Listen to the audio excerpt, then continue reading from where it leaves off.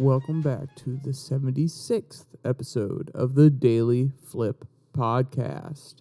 I'm your host, Alex, and today we're going to be flipping through some of the top stories, including two talking about Web 3.0 and Web 3 and the difference between the two and how it impact the future of our internet. Then a quick article talking about Google trying to interfere in one of their Supreme Court cases. And our last article will be a very quick one, but it goes over the sentiment in Iran after the months of protests that we saw. And of course, we will end with our daily delight, a story meant to leave you feeling positive and ready to take on the day. Now, that's enough rambling from me. Let's jump into our daily debate. So what does the future of the internet look like when you try to picture it? A interactive metaverse, an enhanced search experience guided by AI programs? Or what about the same thing, just with more security or control over your data? It could be all of these options. It could be one that has all three of these integrated. But no matter what you picture, change is most definitely coming. And today we're going to explore the ups and the downs and the different visions of Web 3 or Web 3.0. And if you have any specific ideas about what that future looks like, please throw them down in the comment section. I'd love to hear your thoughts. Our first two articles, and yes, it's a little bit different today. I combined two articles into one, because one provides the vision of one, Web 3, and another provides the vision of Web 3.0. And also one of them kind of goes into depth describing the blockchain and crypto, which is essential if you want to understand Web 3. So the first one that we'll be talking about is CNBC. The inventor of the web thinks everyone will have their own personal AI assistant like ChatGPT. And the second one that's referenced throughout here is from MUO. What's the difference between Web3, blockchain, and cryptocurrency?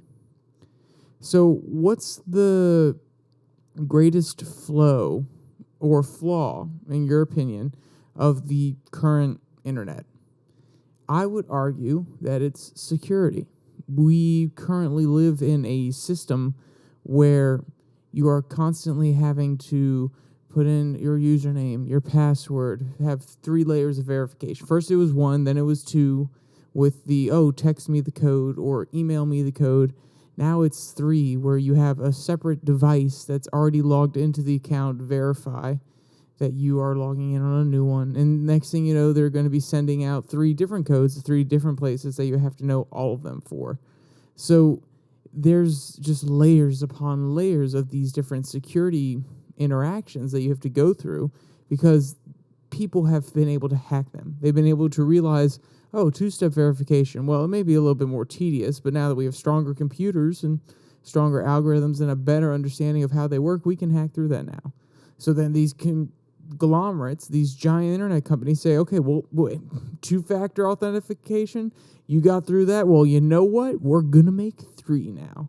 And that's all well and dandy. I'm happy that they care enough about our security, or at least the security of the data that they have, to address this and add extra layers. But at the end of the day, it's a flawed premise. They're just going to have to add more and more and more because the internet and how the information flows from place to place is not inherently secure. And that's what I think the problem with the current internet is. And that's why I say it's security. Quote, more control over your data, no blockchain, and your own personal artificial intelligence agent, like ChatGPT. These are all part of the vision of the future of the web, according to the internet inventor, Sir Tim Berners-Lee, and CEO of Inrupt, John Bruce, who spoke on CNBC's Beyond the Valley podcast published Friday. And this is the Web 3.0. Keep that in mind, 3.0. And that's their vision of the future. That's how they want to go about doing it. That's them talking in the CNBC article. But there are alternative visions on how we get to that point. But we'll jump to those in a second. Let's go to another quote. His solution, a product that allows users to control their data and how it's used.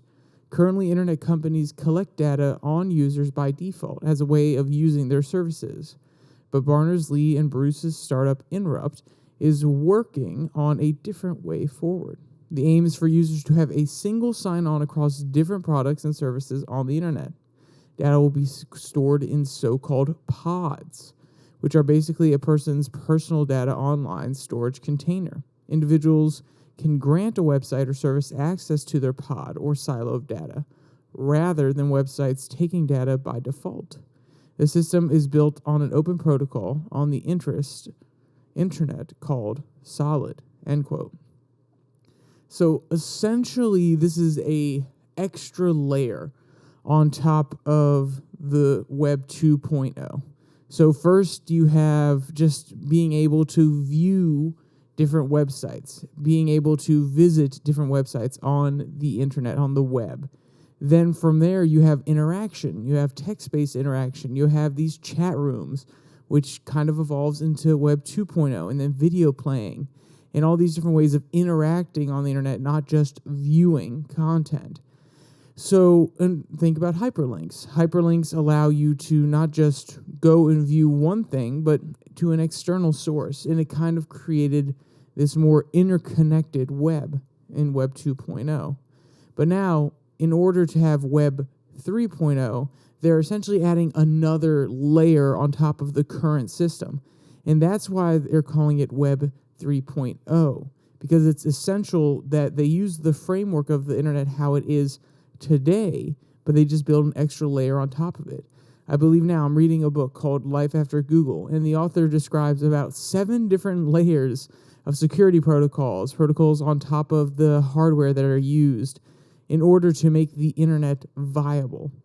Whereas if we were to look at Web 3, not 3.0, Web 3, there are 2 protocols. One protocol that describes you as the user with your data, and 2, the blockchain that is used to transfer that data from place to place. Now, of course, it's very simple at this point. They probably will have to add more layers of fancy text ways for applications to run on top of that. But right now, it seems a lot simpler. And that's one of the benefits of Web 3.0, among others.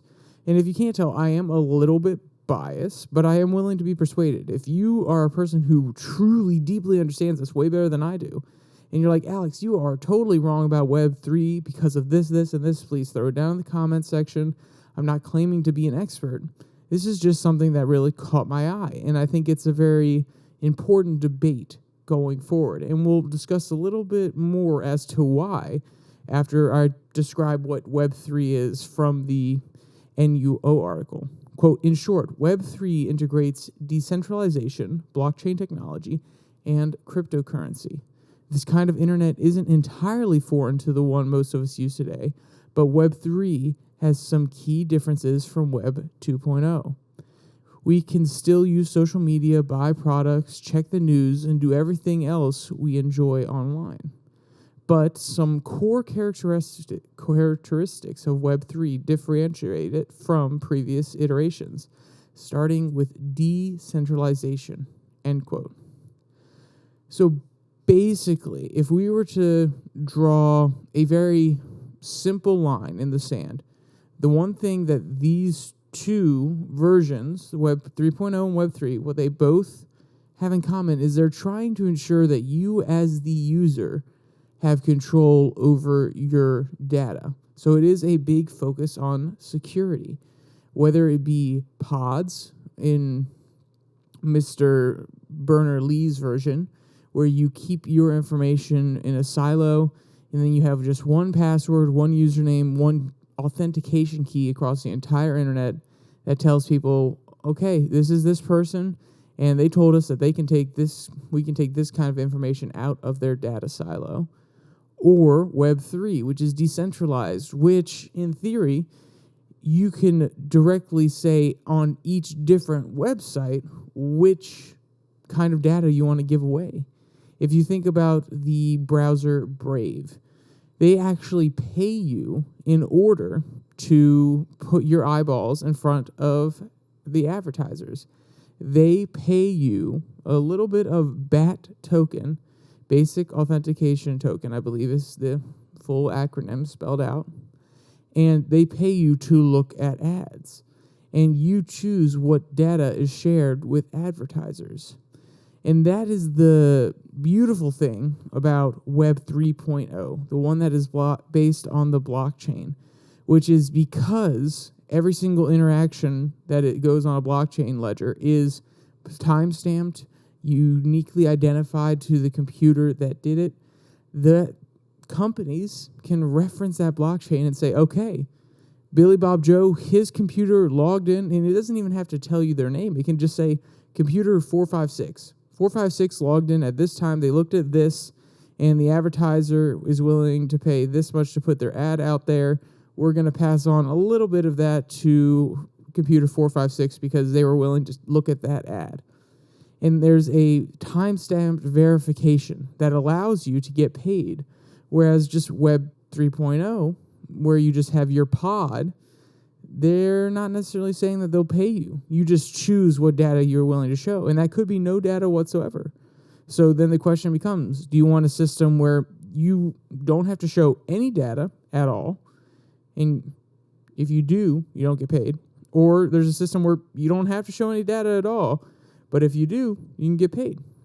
I think one of those is a more interesting system, and I would love for it to be experimented and expanded further, especially because it is not directly based. It is not using the same centralized system that Web 3.0 is using right now. It's a decentralized system based on blockchain technology where your data is sent out across thousands of computers. They're called nodes. And if one node goes down, all the data is not lost. It can just shift to a different node. No one node knows what's being sent out to all the other nodes. So in theory, it's a way to take the power away from these large companies that really do constrain the internet and have control over where the data goes and where it flows, who it flows to, such as Google. And now probably Microsoft here soon. You know, people always laughed at Edge and Bing, but now they're starting to have a comeback. And with ChatGPT, they've really become more part of the conversation recently. And with this next generation growing up, with TikTok, they're looking at ChatGPT and all the functions that are coming out in Bing, and they may be switching. They may see that Google is not the only option. Just like people in my generation have noticed that DuckDuckGo was an option. Brave has become an option recently where you can get paid to literally just look at ads. So, you know, we're starting to see a lot of the power pulled away from these big companies.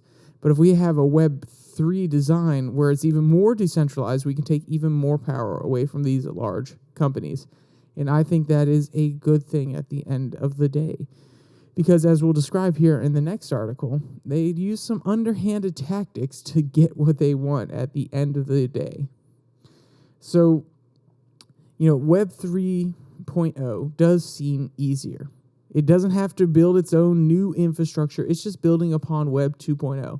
And that's one benefit I do see of it. While the author does say it will take a little bit of time, we'll do it, quote, bit by bit. It's not going to be an overnight change.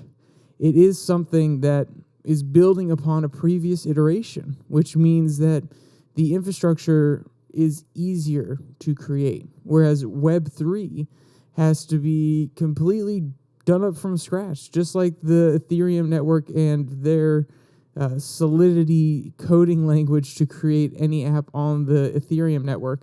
This has taken years just to build up to the point where it's viable for different companies to use it.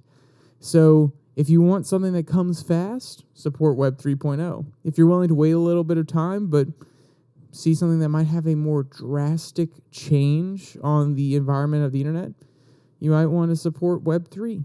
And, you know, if you don't want to support any of them and you just were curious as to what's going to happen in your future, there you go. I laid it out. Did I lay it out in the best way possible? Probably not, because I am not a computer science major. And if any of them are listening out there and I made huge mistakes, oversights, I'm sorry. I tried to do my research. please correct me in the comments, reach out, and I will try to make sure that I don't mess it up again in the future. All right. Remember that point when I told you Google was being a little bit tricky? We're going to jump to our second article. This one comes from Politico. Google tries to astroturf the Supreme Court. So if I'm being honest, you've probably heard about Google more than you would have liked to already today, and more than you would have liked to if you've listened to the last few podcasts, the last 2 weeks of podcasts. But I really do think that this is a very important story. Quote, as Google awaits a U.S. Supreme Court decision that could dramatically upend portions of its business model, a group of prominent online content creators and a nonprofit for authors have rushed to its defense. In January, a number of prominent internet influencers and nonprofit Authors Alliance filed an amicus brief defending the tech giant in Gonzalez versus Google. The case, which is slated for oral arguments on Tuesday, could weaken or even upend the company's treasured liability protection under 230 of the Communications Decency Act. And those same protections, the creators wrote, are vital to them too, end quote. And they're definitely not, these creators are definitely not wrong. 230 has most definitely been a very vital part to the internet growing the way that it has. It's protected these companies from being sued for the content that goes up on their platforms, while also giving them the ability to moderate the content without being considered a publisher. So they can moderate their content to be advertiser friendly, basically, but they can't be sued by people just because they're moderating their content like a publisher, like the New York Times would. That's the theory behind it. And like I said, this has allowed them to grow because anybody can jump on, put on up almost any content they want. And if it doesn't violate the terms of service, and if, the terms of service, they're kind of arbitrary. The real thing is if it makes it easy for advertisers to say, yes, we want to spend money on YouTube, your content will be allowed on YouTube for the most part. If it makes it harder for advertisers to be okay with putting their money into Google, your content will probably get taken down from YouTube. The guidelines are supposed to offer a little bit of help to content creators, but at the end of the day, it really does come down to money. So 230 has been essential in ensuring that these companies can make money off of these online social media platforms such as YouTube, Instagram, Facebook, so on and so forth. But the times are definitely changing, and there's an understanding of the power that these companies hold that we have gained over time. It really has become more clear. With this moderation power, they're able to shadow ban. They're able to limit who sees different types of content. They're able to outright suspend you for non-explicit reasons, and because you can't sue them for it for the most part. There are certain cases where, certain people have been able to sue companies for banning them, such as Twitter. I think they lost a lawsuit 2 years ago. YouTube, the suits have been threatened by large creators, but it doesn't mean that they've actually gone through.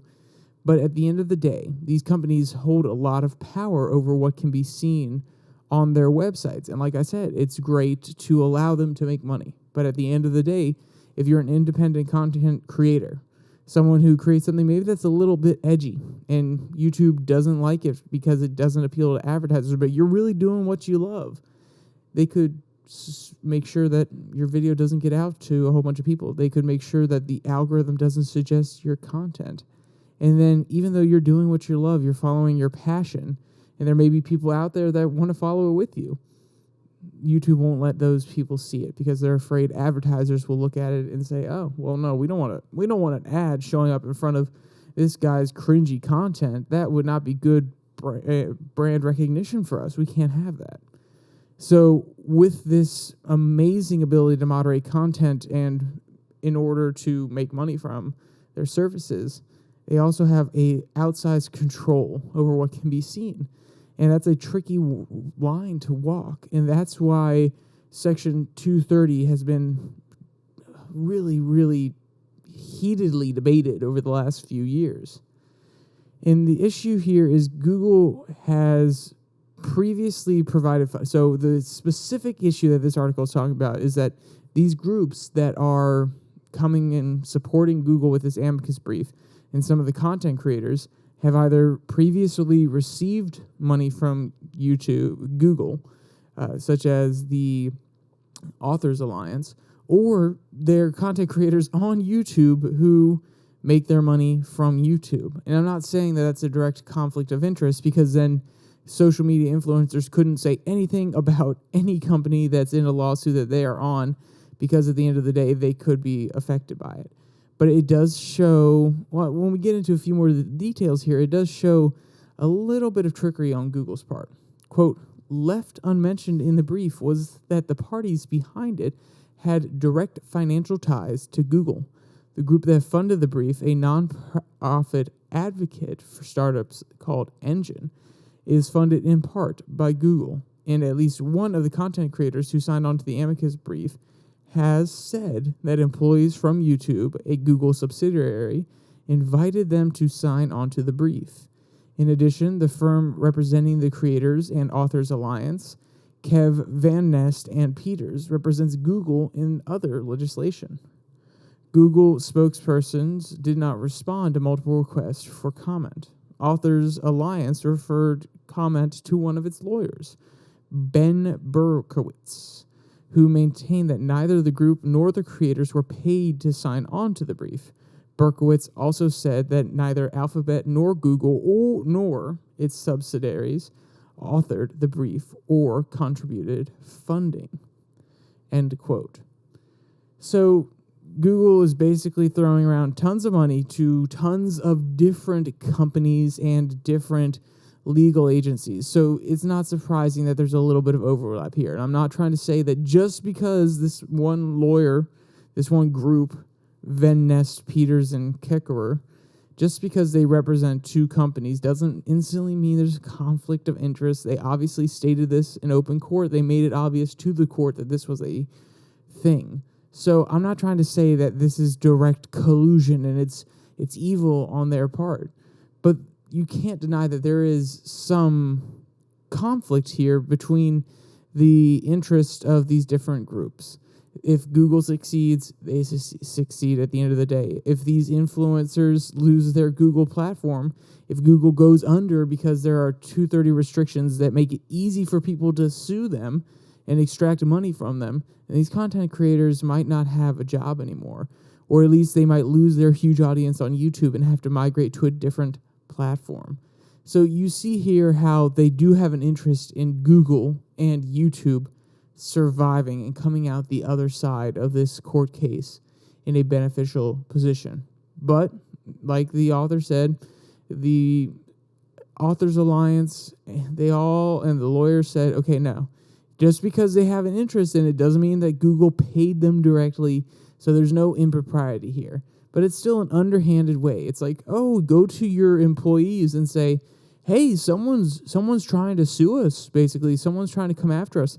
I mean, you don't have to, but if you really want to, you could sign this amicus brief defending us at the end of the day. Like I said, you don't have to, but I do want you to remember that paycheck from your ad dollars is coming down the pipeline here in 2 weeks. And if YouTube doesn't survive because it's constantly being sued, we might not have as much money to give you, Captain Sparkles. And he's one of the people that came out and spoke about this. So, of course, like I said, not direct, not saying that they're underhandedly telling Captain Sparkles that, but he's a smart enough guy that he can read between the lines when they call him into a meeting. And let's be clear, it was hosted by a different organization, but YouTube officials were there. But the spokespeople were all from a different organization that were trying to get this amicus brief off the ground. And he's smart enough to read between the lines saying, oh, they probably really want me to do this. I can't speak for him, and that's just my idea of him. I've seen him online. He doesn't seem like a person that is dim-witted. He doesn't seem like someone who would let something fly over his head like that. He seems like a genuinely smart person who would be able to understand the subtext. But if he didn't, that's my bad. And if he somehow hears this and says, yeah, I'm not dim-witted, I didn't understand what they were trying to say at all, if that's what they were even trying to say, I am sorry, Jordan. My bad. I'm not trying to start beef. I am nothing compared to your 10 million subscribers. I literally have under 100, so I don't even think it will reach you. That would be honestly, it's very egotistical of me to pretend that it would even get close to reaching him, and somehow this would ever get in front of his eyes or in his ears. But, that's a little bit of the coverage of the Google story. There is a little bit more, but I really want to jump to this last one coming from NPR. Iran's government has tamped down most protests, but anger and desperation persist. So, the last ones have kind of been free-flowing. This one was a audio version with a transcript that I had to break down, so I'm going to go back to a more traditional. I have it kind of scripted out a little bit more because it's easier to go about it this way rather than me ranting for minutes upon minutes and returning to a quote that will kind of be out of context. So the people of Iran have had a rough couple of months. For 5 months, they've been protesting their butts off because of the death of Mahsa Amini. So if you were in the country, I believe it was last week, it would be the celebration of Revolution Day, quote, marking the anniversary of the 1979 revolution, and the regime was kicking off with a fireworks display. This is from the author who was in Tehran on the anniversary. But as we leaned out the windows to listen, it was another sound that stood out. Quote, death to the dictator, they chanted. Death to Kalamani, freedom. Anti-government chants. The same ones shouted at the protests that have shaken Iran in these 5 months since the death of Mahsa Amini. She's a young Kurdish Iranian woman arrested last fall, allegedly for not wearing her headscarf correctly. She died while being held in Iran's so-called morality police. Well, that moment the other night, straining to listen, straining to see what was being chanted, watching for other windows softly opening and closing in the apartment buildings around us, it encapsulated the fault lines in Iran, end quote. So though the major protests have definitely settled down, there is still a sentiment of outrage and sadness in the air that this author, Kelly, describes when going through and interviewing these different people. And it is really sad, in my opinion, to hear that these 5 months of protest, they haven't actually led to the overthrowing of the government, any actual reforms of the religious regime in Iran. But there are benefits. It has awoken the populace to the outrage that they can feel towards their government, which I don't encourage violence whatsoever. But having a populace that is angry and willing to fight for its rights is a good thing, in my opinion.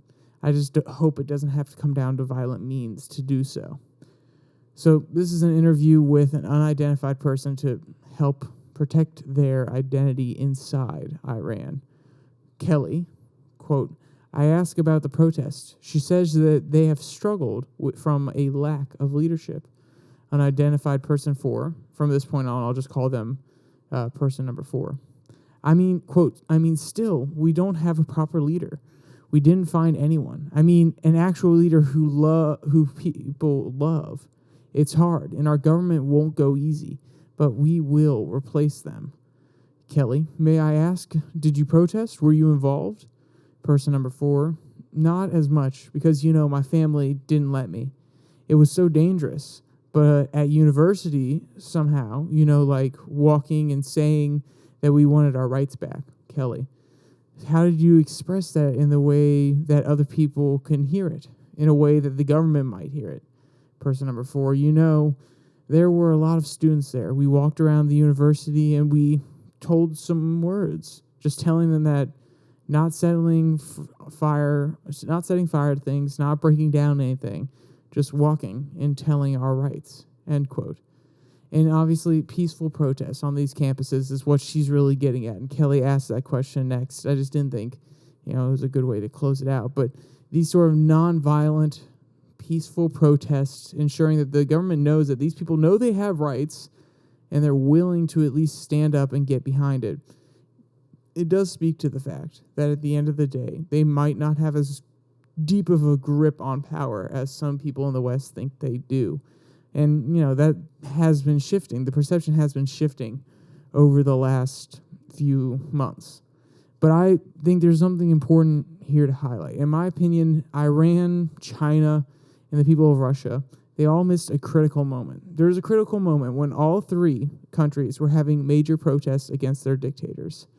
There was a moment where one spark in one of those countries could have inspired the others to rise up against their governments. And I think that was a crucial moment. And the fact that it is past now and that China is back under control. I don't know much about the Russian situation. I haven't seen much news about it, but I did read about Iran, and there's a little bit under control. Don't get me wrong, there were elderly protests in China, but it's not the same as the younger generation being displeased with the government. I think there was a crucial moment to spark the light that would lead to a lot of different revolutions across the world in these authoritarian dictator nations. But I think that time has passed, and I think we'll see if anything does come of this. But I hope that anybody who does go out and protest in any of these countries is doing it in a safe and peaceful manner, and that at the end of the day, if you think it's going to risk your family, you need to take that into consideration. You need to do the math. And if you're willing to die for your cause, I respect that. I can't say it's the right thing to do. I don't know your situation. I don't know if you're being oppressed or anything of that nature. And do not take my words as an endorsement of any radical action. I don't think that's okay. But I do understand people yearning for freedom, and I hope that a lot of these people can find it. All right, let's jump to our daily delight. Get away from the sad stuff that, we want to end on something that can make you a little bit happy. This one comes from the animal rescue site. Meet the raccoon, who sidelines as the cutest baker's assistant. So not many people picture raccoons as pets. Even fewer can imagine them actually being helpful when making any type of food. Quote, wild animals could be someone's little helper as well. Videos from the internet have been breaking misconceptions about savage animals. They're not always terrifying and can be friendly. Fascinatingly, a Reddit post showed a clip of a raccoon assisting a person while baking, end quote. And, many see this and say, oh yeah, he's being very helpful, but don't get me wrong, he still is a raccoon, and he did have a little bit of mischief brewing. He had one moment. Quote, in the first few seconds of the clip, the adorable assistant is quietly overseeing how things are done. Then suddenly it decided to be naughty. The raccoon tries to sneak a bite like a child, aiding their parent in the kitchen, end quote. And if you want to see any of the cute photos or videos from this article or read any of the other articles from today's stories, there will be a link in the description below that like and subscribe button. Down there also is the Twitter handle at @DailyFlip, as well as all the links to wherever you can find the podcast, Podvine, Spotify, Google Podcasts, Pocket Cast, and you can download it down there and listen to it on the go. With that said, there's only one more thing to say. Stay safe, don't die.